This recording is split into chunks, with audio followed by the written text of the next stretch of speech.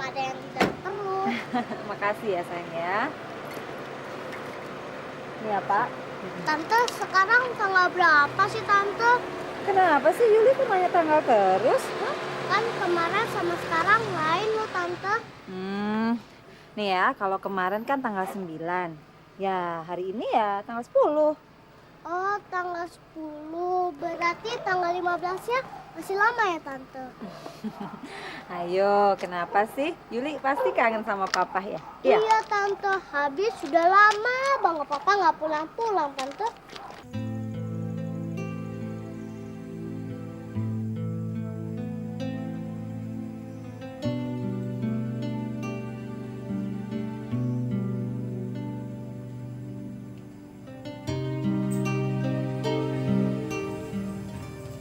Mana istrimu, Seth? Mama, tadi dia Pasti kamu tidak tahu, kan? pergi, Pak. Pergi sih sudah pasti. Tapi kamu nggak tahu kemana dia pergi. Paling-paling kamu cuma bisa bilang pergi belanja. Apa kamu tidak merasa aneh kelakuan istrimu? Kalau soal aneh, memang dari dulu dia sudah aneh, Ma. Maksud Mama soal kandungannya. Kandungannya? Memang kenapa, Ma? Ah, kamu ini. Jangan terlalu tidak tahu menau dong. Apa kamu tidak perhatikan perut dia? Menurut kamu, apa sudah semakin besar apa belum? Belum, Ma. Nah itu.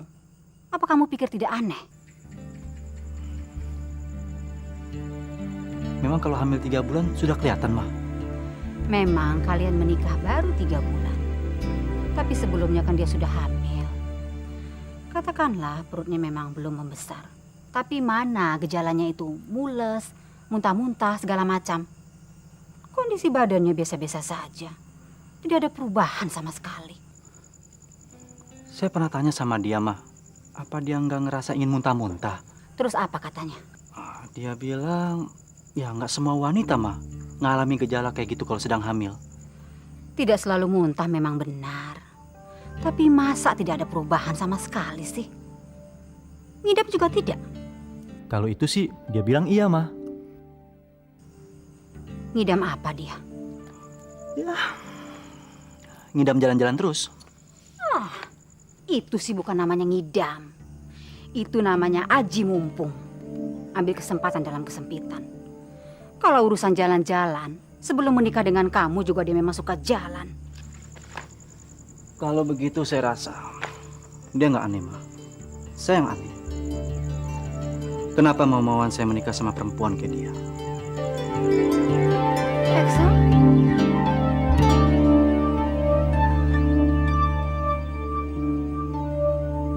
Tante, sekarang tanggal berapa sih Tante? Kalau kemarin tanggal berapa? Yo. 13. Berarti hari ini tanggal 4 Wah, ya. Papa belum pulang lagi deh Tante.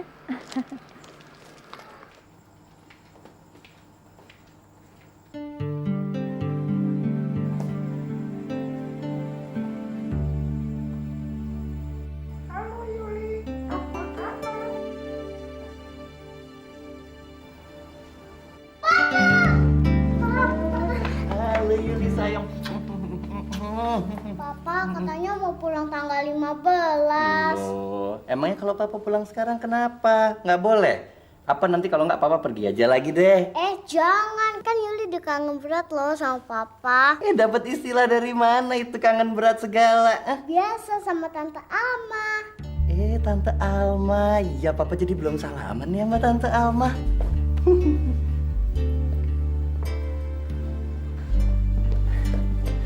Halo. Apa kabar Alma? Baik, Mas. Tuh, Yuli dicuekin lagi kan?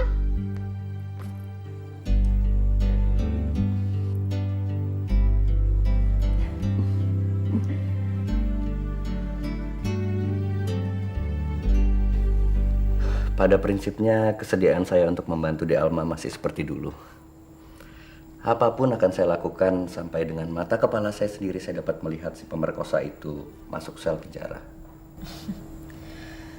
Masalahnya sebetulnya bisa lebih sederhana, Mas. Kalau ternyata Dokter Kori itu bukan kakak ipar saya. Makanya seperti yang saya bilang tadi, saya lebih memilih untuk menghukum mereka dengan cara saya sendiri. Tapi itu akan makan waktu lama. Udah, Mas. Kita nggak usah bahas soal itu lagi ya. Sekarang yang terpenting, saya masih bisa menemukan kebahagiaan itu di rumah ini. Apalagi kalau melihat wajah nggak berdosa ini. Berarti saya nggak keliru dong pilih De Alma. Aduh, sayang papa ini. Udah besar sekali ya.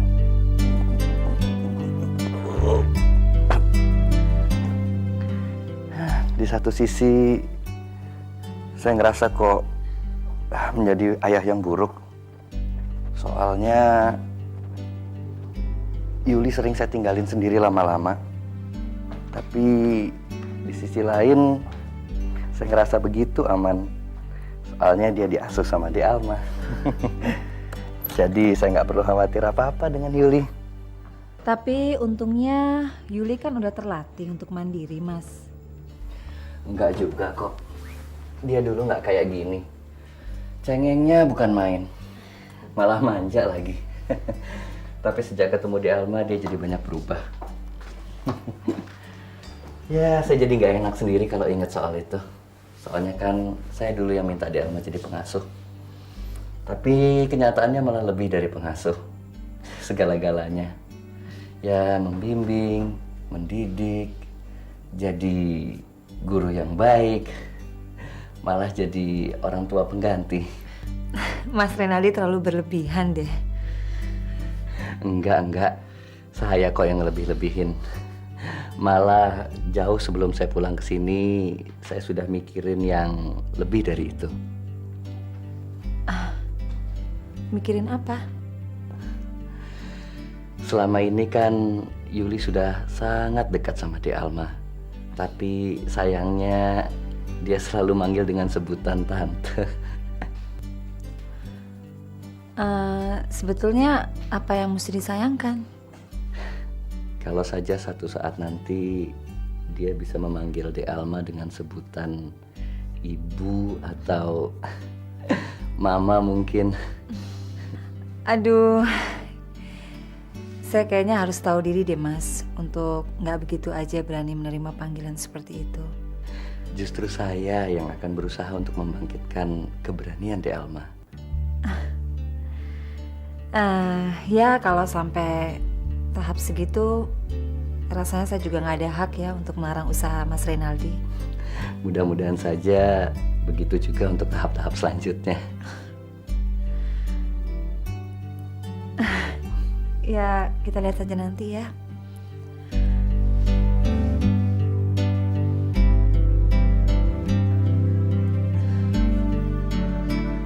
Belum tidur? Kamu pikir saya bisa tidur? Sementara kamu keluyuran, nggak ketahuan gimana? Loh, kok kamu marah-marah sih? Nggak biasanya kamu gini. Kalau selama ini saya diam, bukan berarti saya menganggap segala tindakan kamu itu benar. Kenapa juga kamu nggak ngomong? Dari dulu kan saya udah jelasin sama kamu. Kalau saya ada bisnis sama teman saya. Dulu kamu nggak keberatan, nggak komplain, nggak apa-apa. Kenapa sekarang tiba-tiba kamu marah-marah? Saya nggak bicarakan masalah bisnis kamu. Meskipun di mata saya, bisnis kamu itu nggak jelas apa wujudnya. Tapi oke lah, go ahead. Itu hak kamu. Perlu kamu ingat, di rumah ini kamu nggak sendiri.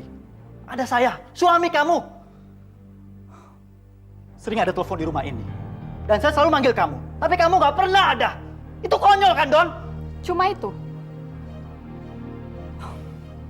Mau saya bacain satu-satu? Kenapa enggak? Tapi nanti apa kamu nggak capek? Kalau kebanyakan, nanti kamu bingung lagi. Siapa kamu sebenarnya? Hah? Axel! Kamu ini istri saya atau bukan? Axel! Sakit dong! Oh ya?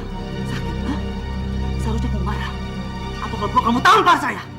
Kalau kamu benar-benar hamil. Hah? Kamu sebenarnya nggak hamil kan? Kamu nggak hamil kan? Saya nggak mau kasih penjelasan apa-apa. Kalau kamu cuma mau mencekek leher saya.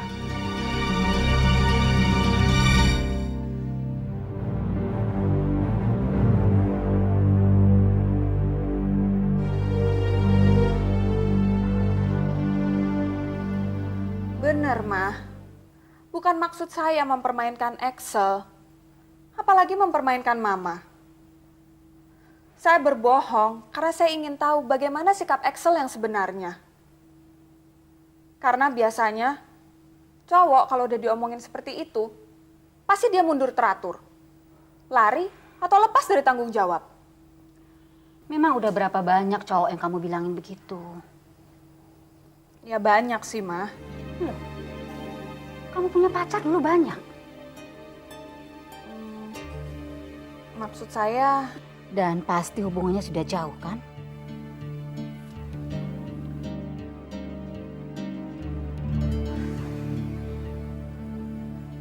Mama mau saya cerita yang lengkap. Sampai detail-detailnya.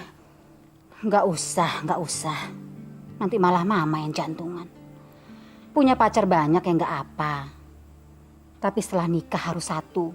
Cuma satu suami. Jadi, Mama menuduh saya punya pacar lagi? Iya enggak. Mama percaya kamu setia sama Excel. Cuma yang kita heran. Kenapa kamu dulunya mesti berbohong? Padahal nyata-nyatanya kan kami menerima kamu. Saya tahu, Mama pasti mau menerima saya sebagai menantu. Tapi apa? Tapi saya takut kalau Mama hanya menganggap saya sebagai saudara jauh, bukan sebagai menantu Mama.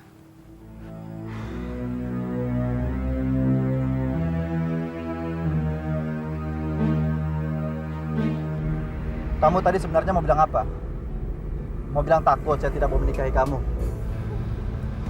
Kamu jangan GR ya. Waktu itu, saya nggak takut kalau kamu nggak mau menikahi saya. Saya cuma mau mencari kepastian. Umpamanya waktu itu kamu nggak mau menikahi saya, ya udah. Emangnya saya mau maksain? Tapi Mama bilang, kamu datang nangis-nangis. Takut saya tidak mau tanggung jawab. Nyari kepastian kan caranya bisa bermacam-macam, Sel. Sandiwara kecil-kecilan, apa salahnya? Kalau ternyata cara itu memang efektif. Itu namanya bukan sandiwara. Itu kebohongan, tahu? Oke, menurut kamu saya bohong. Lalu kenapa? Kamu merasa tertipu? Kalau kamu merasa tertipu, lalu apa? Mau minta cerai? Oh my God. Saya sih ayo-ayo aja. Saya nggak rugi apa-apa kok, Sel. Tapi nantinya kan kamu yang repot. Banyak kewajiban yang harus kamu penuhi. Biar baru beberapa bulan kita menikah, tapi kita sudah sah sebagai suami istri. Gak gampang kalau mau bubar gitu aja.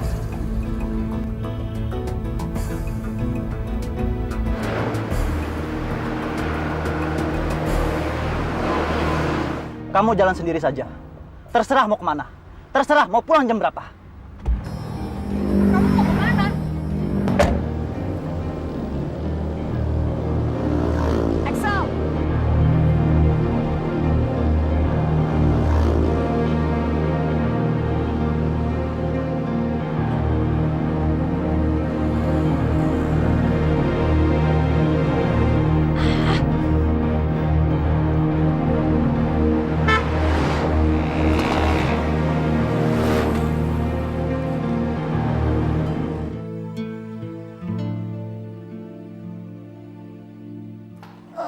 Bebas.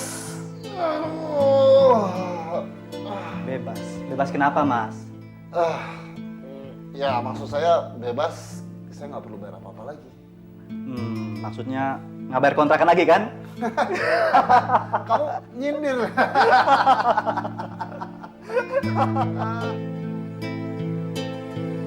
Setelah saya pikir-pikir, lama saya renungkan.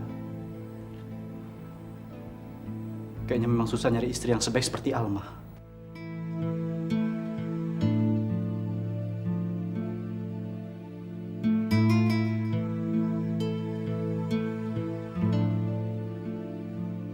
Kalau gitu, tolong sampaikan ke putra ibu. Apakah putra ibu pernah memperkosa seorang pasien? Kalau pernah, tolong tanya ke dia. Dan kasih tahu dia bahwa pasien yang diperkosanya itu adalah adik iparnya sendiri. Terus terang, Mas. Saya tidak pernah sepenuhnya yakin menyalahkan Alma. Jangan paksa kami kehilangan sopan santun. Memangnya kenapa? Bapak mau apa? Oh, mau pakai cara kekerasan seperti dulu lagi? Silahkan. Atau mau menyiksa? Saya dihukum 50 tahun pun saya tidak peduli. Kalau dulu memang saya sangat takut. Karena saya sendiri merasa tidak pasti apakah saya ini benar atau salah. Tapi kalau sekarang lain. Sekarang saya sangat merasa yakin kalau saya tidak bersalah. Sekarang kamu saya antar pulang ke rumah. Kita harus putar balik. Soalnya kalau kita makin ke sana tuh makin jauh. Makin jauh?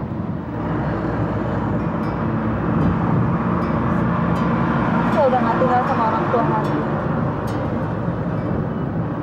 Saya minggat, Mas. Apa?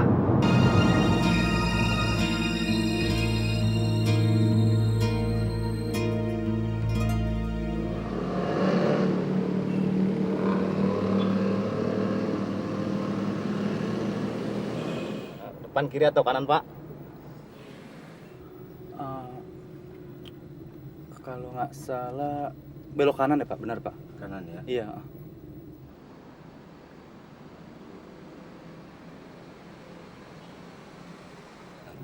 Nomor berapa, Pak, rumahnya, Pak? Aduh, nomornya lupa lagi, Pak. Tapi kalau nggak salah jalannya sih bener, Pak. Jalan ini nih, Pak. Kalau nggak salah juga pintu pagarnya warna putih deh, Pak. Yang ada taksi berhenti itu, Pak? Iya, Pak. Bener, Pak. Di depan situ, Pak. Ya.